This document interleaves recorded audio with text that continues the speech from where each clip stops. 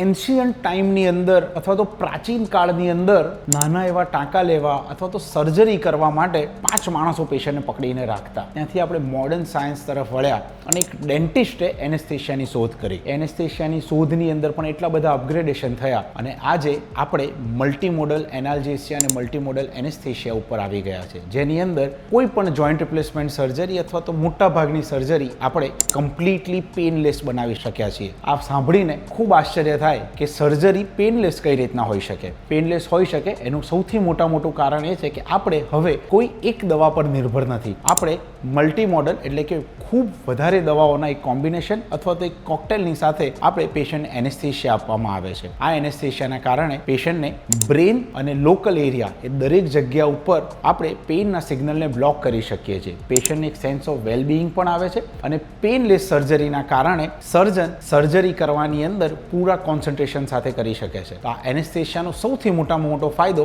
દર્દીને પણ છે, ડૉક્ટરને પણ છે અને રિકવરીની અંદર પરિવારને પણ છે, કારણ કે પેશન્ટ પેઇનની કમ્પ્લેન નથી કરતું.